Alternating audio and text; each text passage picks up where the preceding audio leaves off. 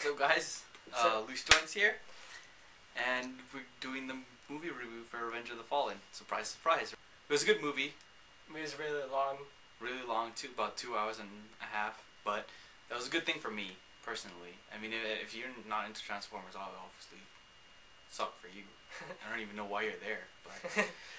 It's it's good, but it drags on some parts. Like the ending especially. Oh, and by the way, this is gonna be a spoilerific review. So if you don't want to be spoiled, then cut it off right now. Or did everyone leave now? Alright. Okay, so we all watched it, right?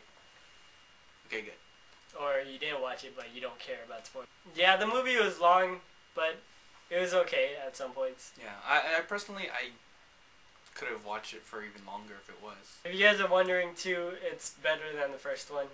Yeah.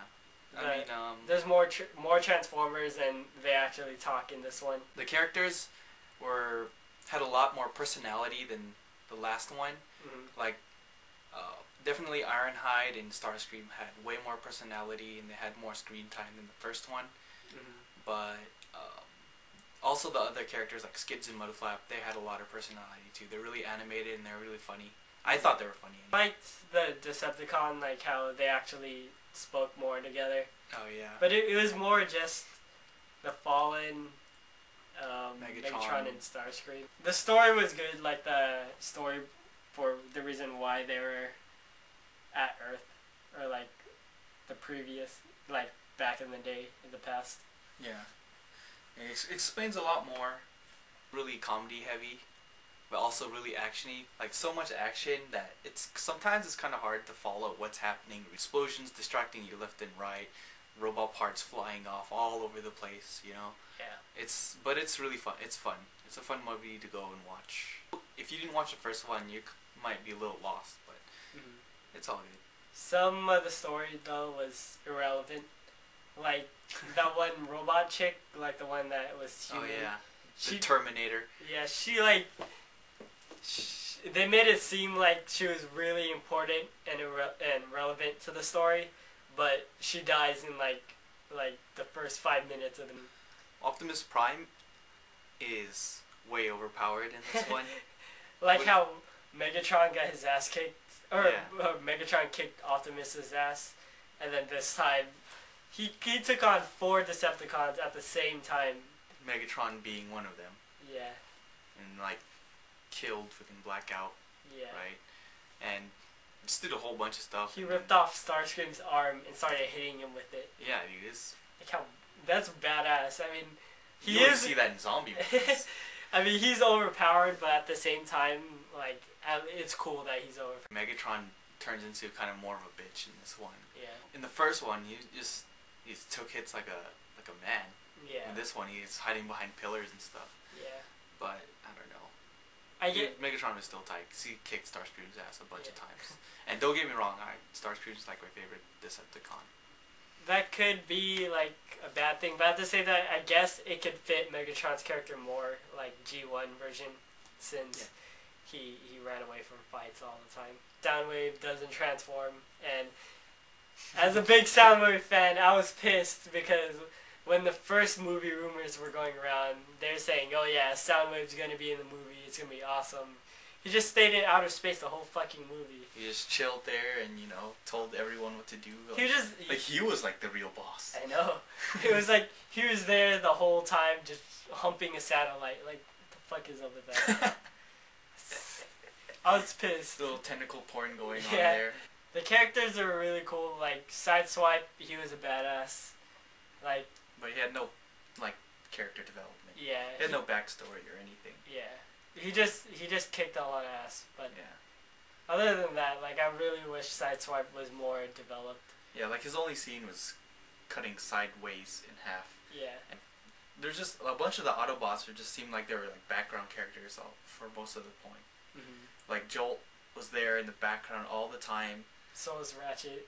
Yeah, until the very end where Prime had to fuse with Dreadfire. And then Jolt had a purpose. Also, the 3 chicks, the fembots or whatever, they didn't have any character development. Like, if you don't know about Transformers, you would have known that those 3 were girls. Or you could have got the hint, but I'm pretty sure like nobody really realized. Like your only lead is that they're purple, pink, and blue. And like you see them talk twice in the movie. Yeah. What I think is really weird is how there's multiple Constructicons. I didn't like that so much. I mean, it just seemed like Devastator was his own robot, and then the Constructicons are just a bunch of different robots. Yeah. Devastator has balls. You know, it's like really nasty potty jokes in there I didn't agree with. Like how Sam's mom got high. I hate people who do weed, you know? I know. Right? No. It's all good. I mean, if you do weed, I'm not hating. I know people that do weed. You know? Not me. I don't do weed. No, you don't. It was funnier than the first one, that's what I think at least. I think what got me most about the movie was Skids and Mudflap. I thought their character was just like way off the charts. Like I didn't expect them to be hella like as funny as they were. Because I remember seeing them like, they look fucking retarded. Yeah. And then, hey, I like them. They're cool.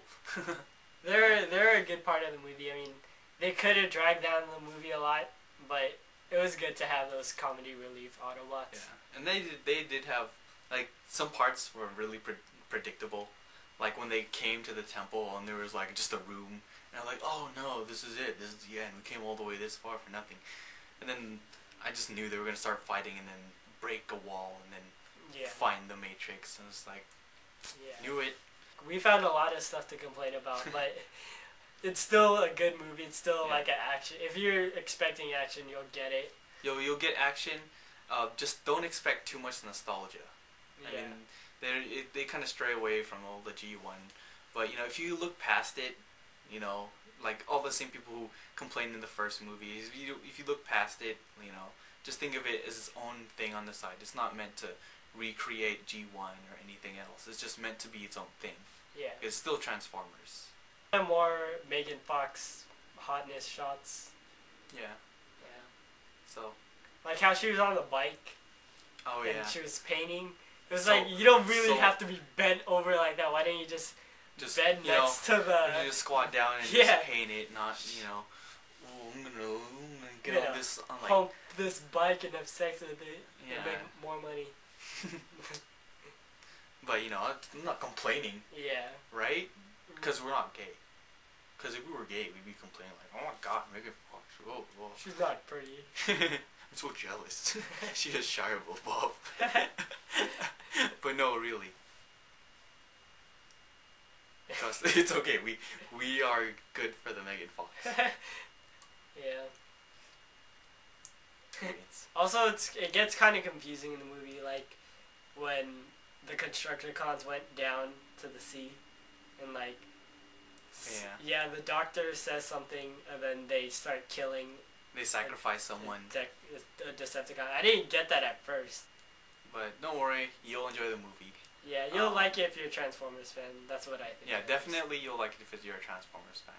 If you're a movie critic or... A movie critic who wears a monocle and a top hat and a cape, then fuck you. Or if you are, one of those monocle people, you know, I didn't like that movie, I'm gonna go on to Rotten Tomatoes and give a bad review. It was bland and pathetic. It was very amateur like. I hate Michael Bay. Too many explosions. How are you gonna hate explosions? They're robots fighting each other. Like, do you think there's not gonna be any explosions? And they're just gonna melt. All things aside, it was a good movie. I'd give it like a 8. 8, maybe 7 if you are a bitch. But other than that, guess that's our review for you guys. If you have any more questions, just let us know. We'll answer it for you. And for those of you who sticked around, even though we told you there were spoilers and you didn't know there were spoilers, man, you suck balls. Go to hell. Jetfire dies. So does Prime. But he comes back to life. No, he dies. Then he flies and runs into Megatron. Then he rips off the Fallen's face and crushes his spark. And that ends the movie. Okay, later guys. Peace.